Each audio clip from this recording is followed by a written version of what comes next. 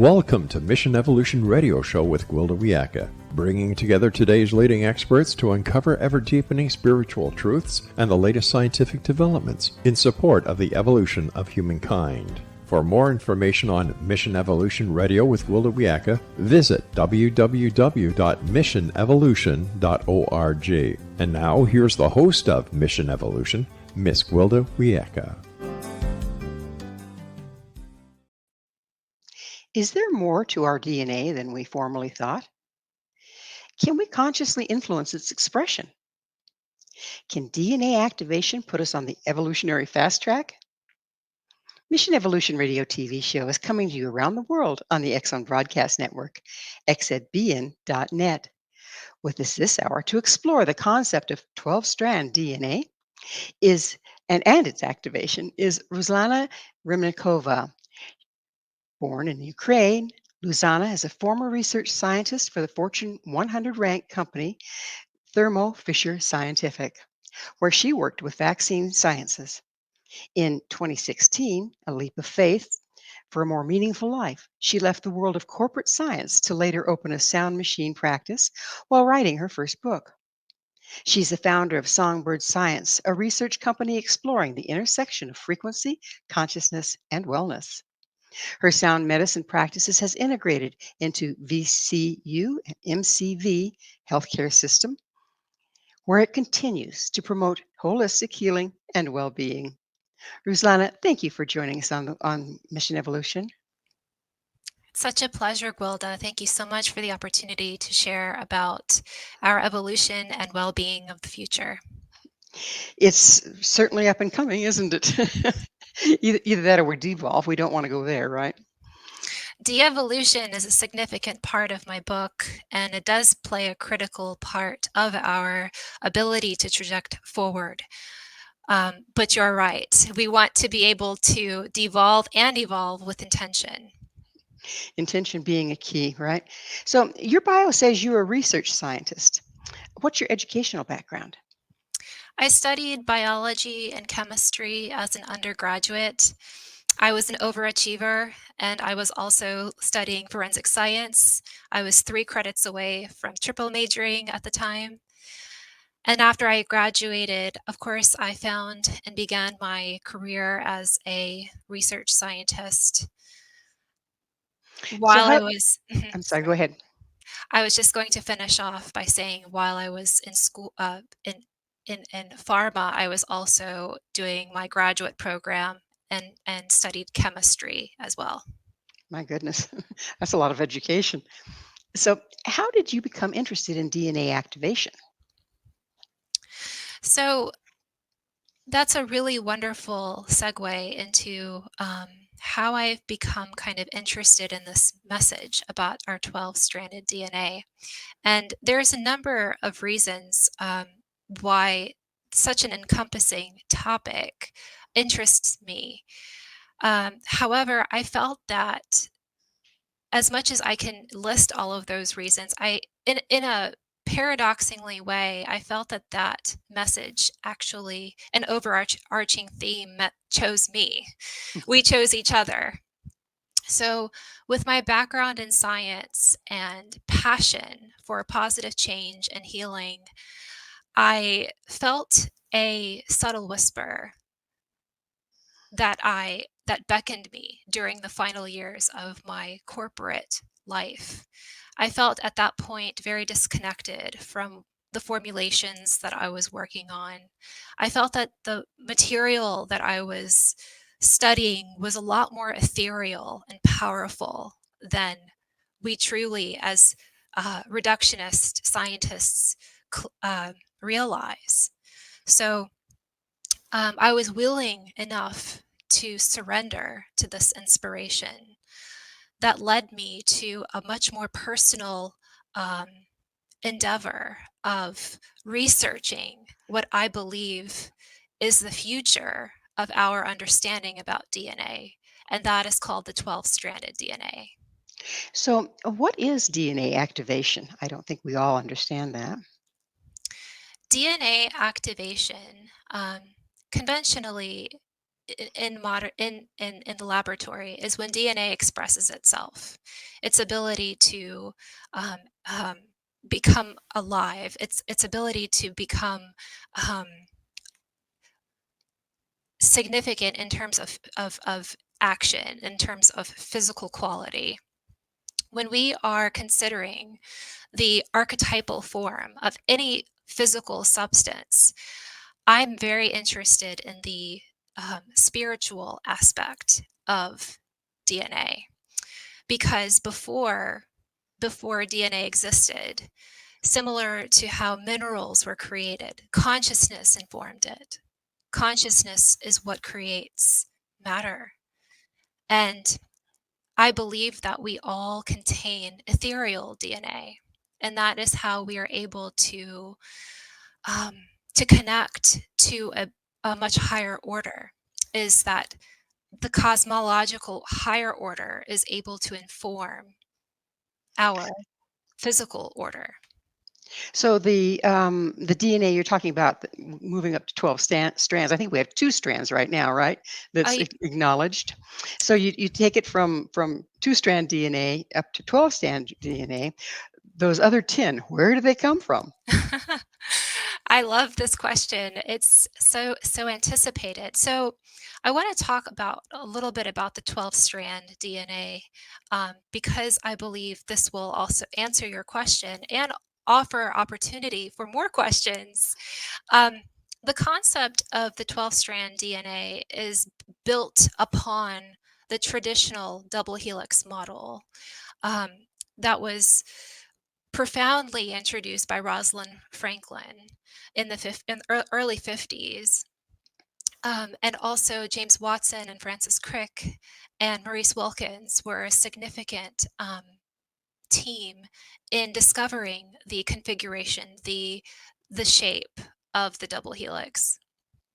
However, we are about 72 years down the road from this discovery, and researchers, scientists, spiritual, evolutionary, forward minded thinkers are starting to understand that this DNA molecule that was discovered um, over 70 years ago is actually more complex than we realize. And so, what the 12-stranded DNA concept is introducing is that it's a more complex dodecahedral structure with 12 interwoven strands. Now, that concept has not been scientifically grounded. We are in the works of discovering in the current moment that DNA actually does consist more than 2 strands. And this has been confirmed and verified that there's evidence of it, of the discovery of a stable and healthy human cell that consists of 4 DNA strands. So this has been scientifically documented and Yes. okay, like under the microscope sort of thing, you can visually see it. Yes. Why do we discover it now? Is it because our instrumentation has gotten better? I believe that, yes, we are starting to have more advanced techniques. Also, there is an overarching realization because our global consciousness is expanding. We're starting to, and there's different reasons for that, more than just the wanting to become more spiritual or energetically advanced, but scientists are starting to realize that DNA, the DNA strand, is more than just a unit that creates protein or um, is the 2% that is actively expressed in our body. It actually contains a much more significant role, and that is technology storage. It's capacity to store information. And so in the last couple of years, there's been a lot more unraveling of how DNA is capable of storing information. There's a significant issue currently that is very confronting for our human race, and it's technology based. Um, that issue is that there's so much information. There's so much information online and virtually, and we have records of and books of knowledge, and the question becomes, how will we store all of this information? And it's a good question. Um, by the time we are in 2025, we will have over 120 zettabytes of of information and available online, and it would take 1,000,000 years with an active fiber cord to access or to be able to assimilate this information.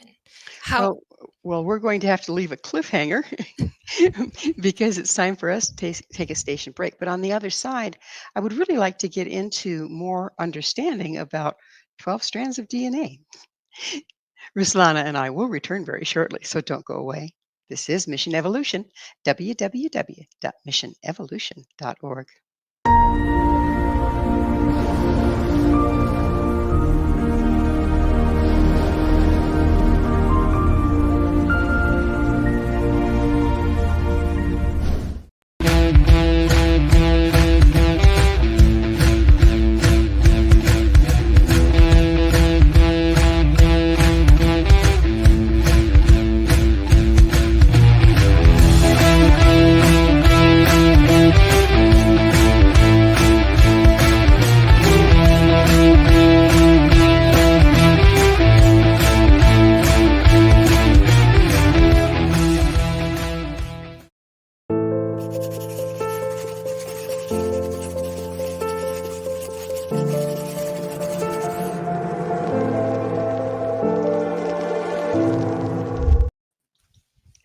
How many strands does our DNA have anyway?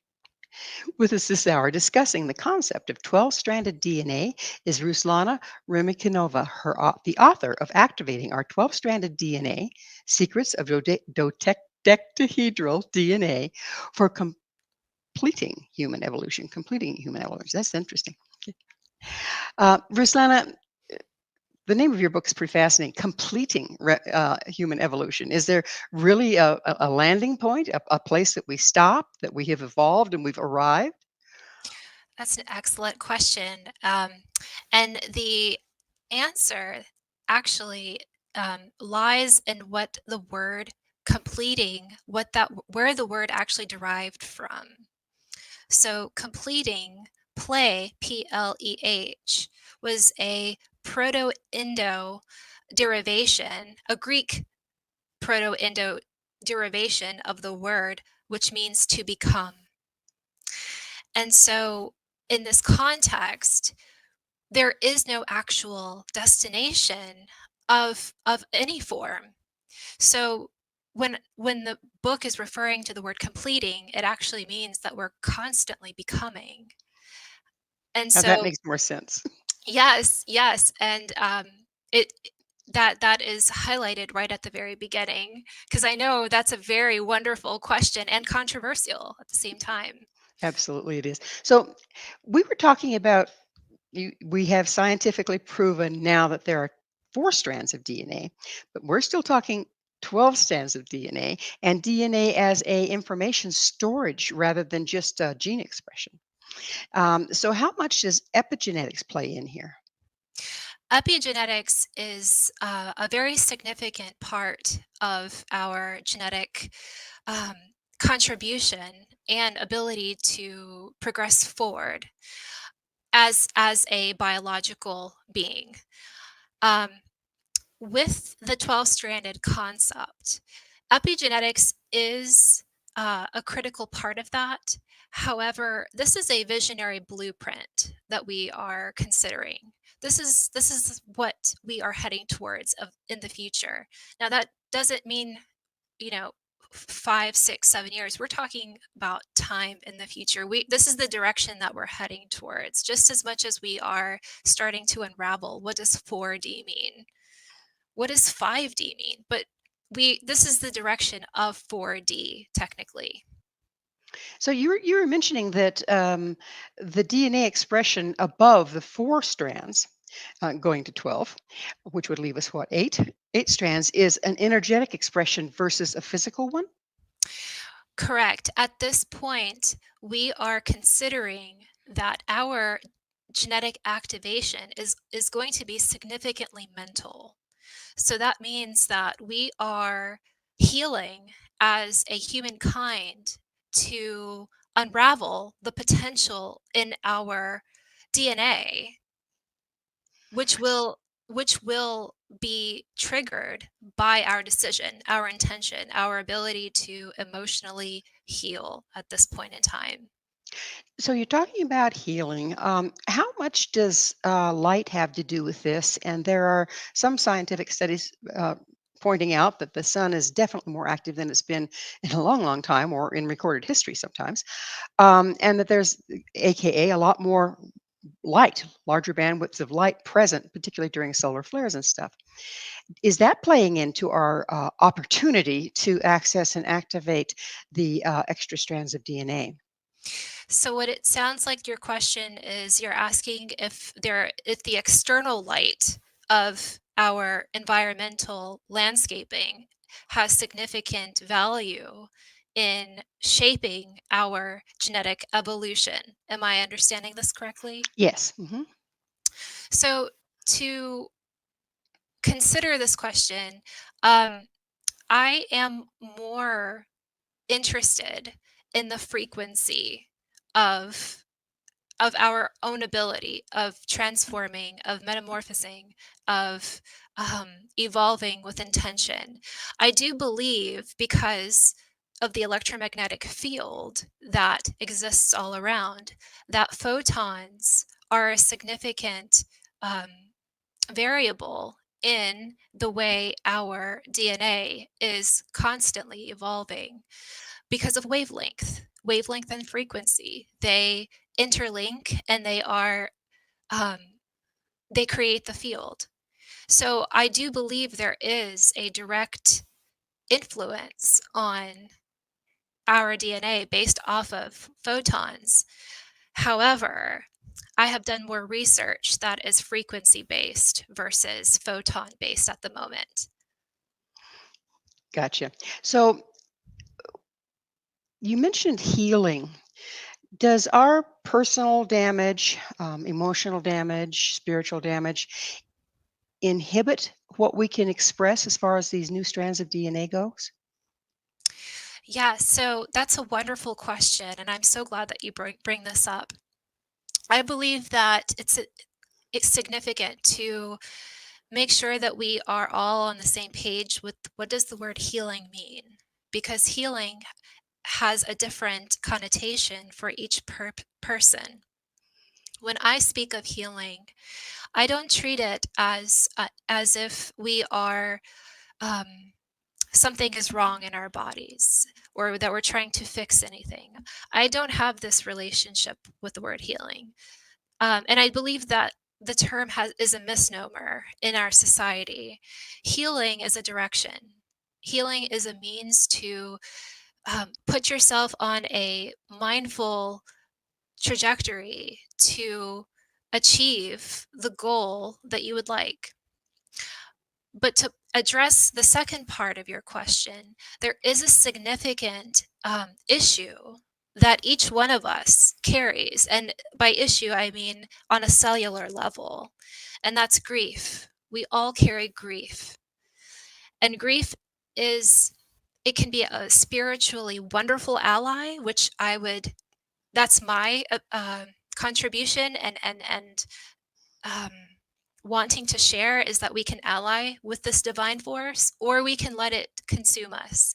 And when we let it consume us, we're not able to um, carry on the components of healing, because on a cellular level, grief damages. It blankets memories. It causes stress. When we think about the 3 major diseases and illnesses that kills people, we usually say it's heart disease, it's stroke, or it's diabetes, but actually it's stress. Stress kills. So we need to realize, where does the stress come from? Yes, our external environment is a significant portion of that, but ultimately grief is how we carry the stress around. Understood. So let's look at this coming from the other direction. When you have set your intention to heal, or to activate your DNA, let's put it that way. Say you decide to go through DNA activation. Will that then bring to the surface the places that we cannot accommodate the wider frequency? Do you mind reiterating your question in a different angle? Yeah, I'll try again. Um, when if we we have these wounds, a lot of them are related to grief, and it's clear into our cellular level. If we try to activate our DNA, does that put pressure on those places that we have unprocessed, because it's trying to express more fully? Yes. So I want to kind of, I think that this is a common knowing, but we always forget this. I always forget this in my daily interactions as well, is that um, science has a very linear way of looking at things. When we consider evolution, we have to understand that it's complex. Complexity is what creates evolution. And when we consider, I know what you're saying, and I love that you're considering this, because it's a valid concern. We are not actually, we're not taking leaps and bounds to, address a point in our DNA that is going to, significantly ail us or disable us. We have to remember that it's like taking a deep breath in. How significant and subtle is that? The subtlety is the profoundness in how we are able to emotionally expand, because the emotional expansion is where we're able to find soul and cellular expansion as well. So it's not a linear scientific model. What I am proposing is that we have to remember there's actually a different number of keys to remember. We're looking at, our ancestral lineages. We're looking at our environmental factors. We're looking at our ability to how to manage grief. We're looking at dream work and being able to uh, you know develop a new relationship with what does even frequency mean. There's more, but we ought to consider that this is a very lengthy and subtle process, and we are to celebrate that, to rejoice in that. But everything that we want to evolve into is emotional, and it's mental as much as it is physiological. We have to put that at the forefront. That would make sense. And if we kind of all bogged down there, it's kind of hard to move. It is that wonderful time when we need to take another station break. Ruslana and I will be right back to continue our discussion. So you stay right there. This is Mission Evolution, www.missionevolution.org.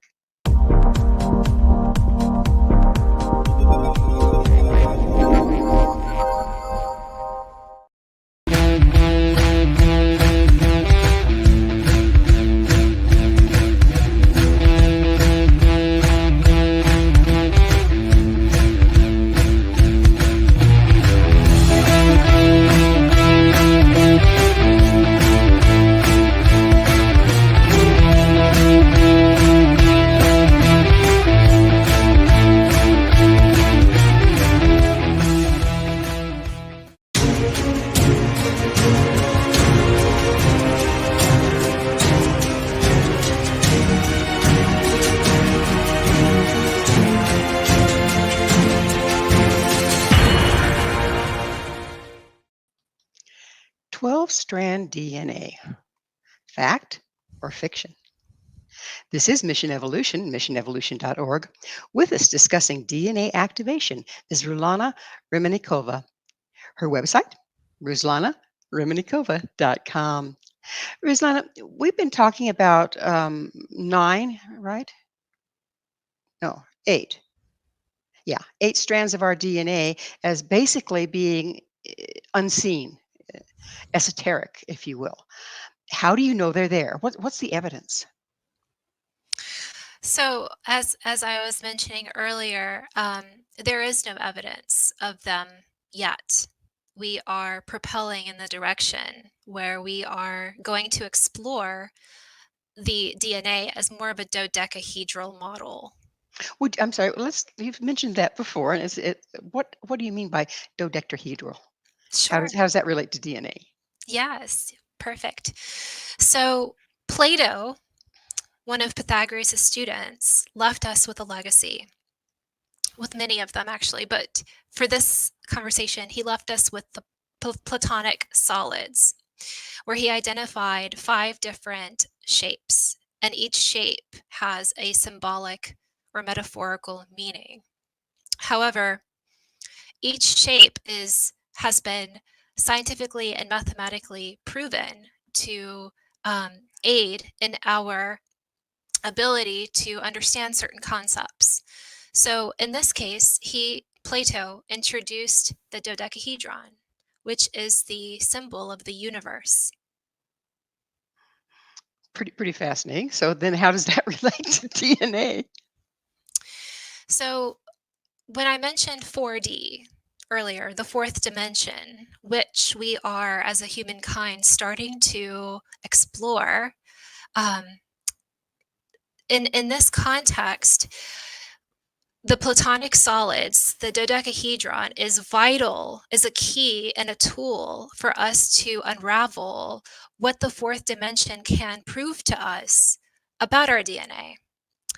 And I'd like to really quickly recap the significant discovery of the double helix by Rosalind Franklin's model in 1953, when she founded that the double helix strand, scientifically and chemically, the phosphate groups on the outside of the strand are particularly on the outside of the strand because water has to attach. It complements with DNA. They exist together. So fast forwarding to the now to how we're going to unravel more about DNA and learn more about water qualities is that the icosahedron, which is the one of the Platonic solids, is the representation of water as well. And the icosahedron has been geometrically solved to show how water can be symbolized as an icosahedron already. So putting these concepts together, we have learned from physicists and scholars that the dodecahedron, which is the genetic symbol, the universe and genetic symbol, and the icosahedron actually form a dual pair. This is significant. So they form a dual pair, and again, I'm trying to understand. Okay, so what's this look like when the rubber hits the pavement? Do we sit there and use them as a Mandela to look at to activate something? How do we use this concept? So in practical terms, the icosahedron and the dodecahedron form a dual pair. And what this means, what does a dual pair even mean? Is that they're able to shape shift into each other. They're able to fit into one and another interconvertibly, actually. And this is significant because it can show how deeply and flexible this genetic concept can be of our DNA. And although we don't have all of the answers yet to what you're asking, what this can show is a profound approach into what this dimension can show us if we decided to test the genetic prototype as a dodecahedron, and assume the water is an icosahedral complex. Um, there was one more thing which I'm forgetting at the moment, but yes, continue. Okay. Well, so far I have to tell you that's about as clear as mud to me as a layperson. I don't understand how these shapes relate to the DNA, and it's 12 strands instead of 2 to 4. Um, i- let's start out. Is the concept of the 12-strand DNA? It sounds to me like it's just a theory at this point. It's a theory. Um, there hasn't been any scientific backing of 12 strands yet. However, there is more consideration of this as we continue to unravel how deeply significant the storage technology of it is. And while we still don't understand what is the relevance between the storage and the shape of it, there is a link. We just haven't determined what that link is yet. One thing that I'd like to point out as well, is we know that 2% of our DNA is active. It's expressed. It's how we're able to do our daily functional routines. In parallel, we also know that water, the amount of water that's consumable on this planet is actually 2% as well. There's a mirror to it. Um, so that leaves us with, 97 to 98% of quote unquote what has been called in the past as junk DNA. I love Um, that. God don't make no junk, right? Right, that's correct. There's so much to this, but the question we would ask ourselves then, we know that it's not junk anymore. That was just a term that was used in the 70s for non-coding DNA, which I believe is the storage, the technical storage. We can relate the same principle with water. If we know that 2% is how we're able to drink and create water available for all, does that make 97 to 98% of the water not, it would be rendered useless? The answer is no. We just haven't found a way or a means yet to understand it, but we will. Let's talk about the storage aspect. Maybe that'll make a little more sense here. Um, when we're talking about the DNA's ability to store information, is that how it collects ancestral?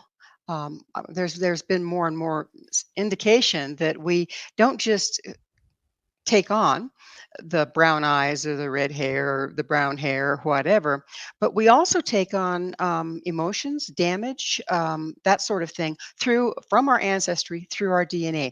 Is that what the storage is doing? Is storing all this information from the ages? So we know that we carry at least 7 generations of DNA from our ancestors. That There is goes that one. native, like there goes that Native American prophecy, right? Until the seventh generation. That's just that's a big thing to process. Um, which means that yes, we do take on, certain nuances that we don't even understand or can grasp.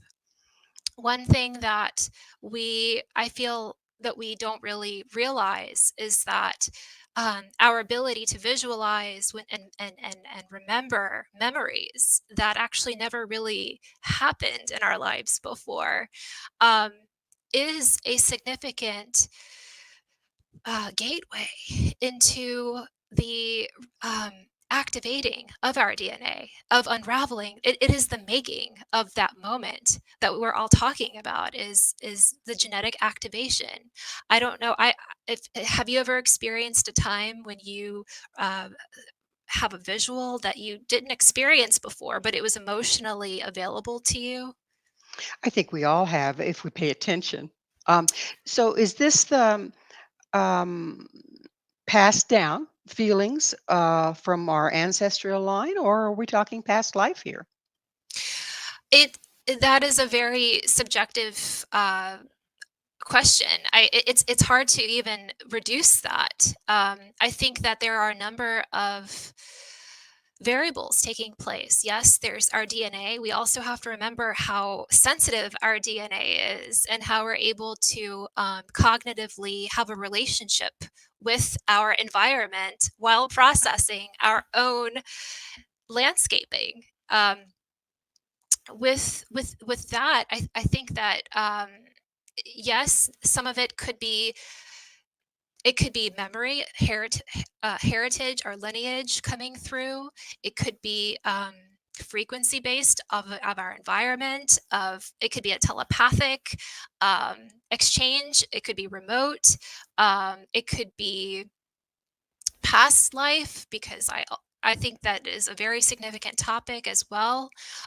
These are all potential gateways to how we're going to be able to evolve and to understand more about this as we become more complex human beings. Well, we're at that point where it's really close to shifting to another station break.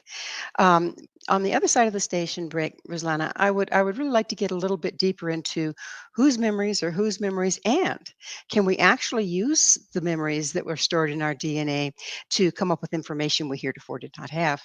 That should be fun. Please stay with us as Ruslana and I continue to explore DNA and evolution. This is Mission Evolution, www.missionevolution.org, and we're coming to you on the X Zone broadcast station, xzbn.net.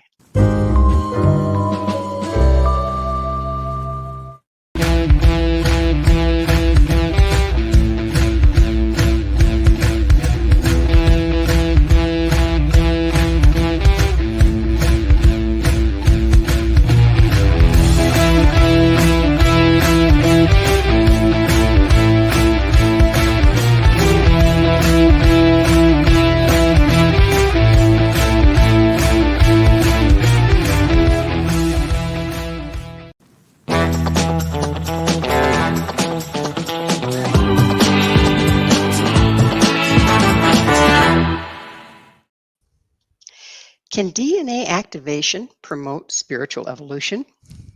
This is Mission Evolution, missionevolution.org. We're continuing our discussion with Ruslana Remennikova.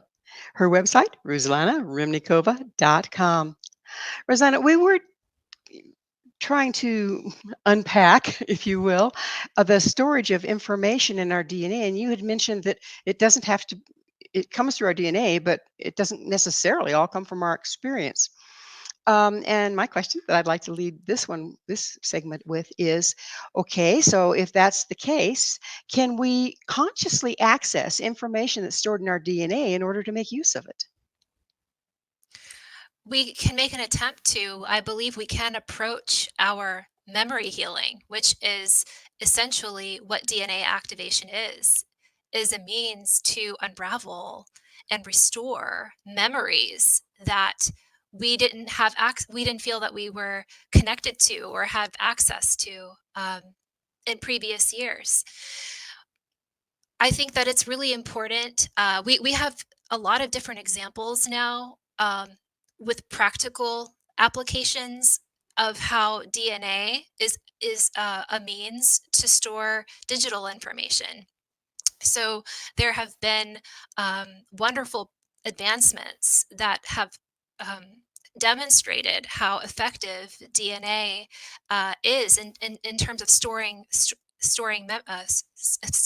Sorry, I want to say memory and storage, but it's very similar. Um, with there has been constitutional documents that have been stored for years in DNA and have been able to 99.9% been accurately restored using the capacity in DNA. And that's one of the advantages of using DNA as a conventional storage method, is that DNA can store vast amounts of data in a very compact space, but we can also try to remember this application in our own lives, because we are yes, we are biological beings, and we're much more complex, so that we can use that as a model, but we have to remember we're a lot more complex at the same time. Well, this all kind of is leaning towards some of the knowledge of the ancients and validating the concept they were saying. So, say for instance, the Choctaw carry the bones of their ancestors, which of course carries their DNA. Right? Anytime they move, they carry the bones of their ancestors. Can you access the DNA from a bone and energetically access the information therein, no matter how old it is? Yes, yes, you can. I there's so many opportunities with DNA that we're able to access. I think that the most significant opportunity for us to develop a real relationship with DNA is more of the primary advantage in talking about this, and it's through frequency. Um, Through the application of frequency, we can begin to have a more mindful relationship with our own DNA and recognize information um, that we want to unravel about our memories and also learn more about our environment. And this is really critical for our evolution So, let's get down to again nuts and bolts. What does it look like? What does that actually look like? What do you do? in terms of one's orientation towards frequency, And DNA. of course. How do you do that? And we're talking about it, but it's still a mystery to me as to how we achieve this. Sure, sure. And that's a wonderful question. So we know that sound is the practical modality of frequency. Sound is the carrier of frequency. Um, we are tremendously impacted by sound, and it happens on a cellular level. But before I get there, I want to really highlight that sound is also really significant in our emotional development, because the environment we decide to sink ourselves into, we become that environment. You know, you have different emotional states when you sit in a car that is filled with, let's say, classical music, and then you have a very different body condition and state when you sit into a car that's playing, let's say, reggae music. And I just use these two parallels, but when we become more intentional with our relationship with sound, we are becoming more mindful with our relationship with frequency, So because the bones are singing to us. I mean, the bones, the slime mold is singing to us. Dogs and cats are singing to us. Um, you have more discernment with your emotional capabilities in recognizing information. is it a matter of resonance? It is a matter of resonance, correct? Yes. Resonance is significant because when we are able to resonate, we're able to emotionally form a bridge with that resonation or with that subject. But if we're not resonating with something, something is off. We're not in tune, we're not in sync. But that's also information. That's data. Absolutely. Well, it's that time in the show where I get to ask you, Rosanna, what's your mission? My mission is, I believe that I am a conduit to unraveling some a lot of unseen principles that our society wants to unravel. But it's about our most inner deep parts of who we are. And I'm a very curious minded person. I am also very motivated by global healing and bringing unification and peace towards helping people understand more about themselves and more about their environment. I am very excited about the opportunity that our kind is starting to recognize that DNA is the future, is the visionary blueprint. So my mission is to bring my knowledge, my passion, and my goals into helping society recognize the significance of our DNA and elevate um, where we want to go with this knowledge, with this dream, with this vision. My goal is to be a conduit to that. So, if our DNA stores all this information, can we learn to actively use our DNA as a storage rather than our minds and then be able to access it later? Yes, the answer is yes. Um, we have to remember that it's not just our brain that carries memory. Our brain is simply a tuner. It's a means for the brain to control the whole body. So when we are surrounded, we're 60-70% water, right? So when we are activated by sound or frequency or light, we have the ability, the cellular ability um, to awaken, to stimulate, to be put into a certain state where our bodies are able to recognize information that our DNA wants to tell us. And again, it's that emotional discernment that I was mentioning earlier is the discipline. So, it goes from the DNA, the resonance with the DNA, and then it's translated by the brain? It well, the mechanism I'm not 100% sure about the complete mechanism, but I believe that with DNA, we're able to sound is a means to help the hemodynamics of our blood, which changes the blood chemistry. Okay. Sound is also neurological. So yes, sound does impact the brain in terms of entrainment, which we're very well familiar with. Um, yes. Well, unfortunately, we're out of time in the entire show. It's been a real pleasure working with you, Ruslana, and thank you so much for coming on. Thank you so much, Gwilda. Our guest this hour has been Ruslana Remennikova, the author of Activating Our 12-Strand DNA, Secrets of Dodecahedral DNA for Completing Human Evolution. To find out more about Ruslana, where you can find her book and all she has to offer, visit her website, ruslanaremennikova.com. This has been Mission Evolution with Gwilda Wiyaka. For more information or to enjoy past archived episodes, visit our website at www.missionevolution.org. Now, we've been sitting here for the past hour trying to make sense of what our DNA is really. Is there really 12 strands versus 2 to 4? What's your take on it?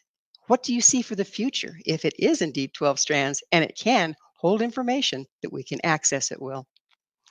So please be sure to join us right here this next time, as this show will continue, bringing information, resources, and support to our rapidly evolving world.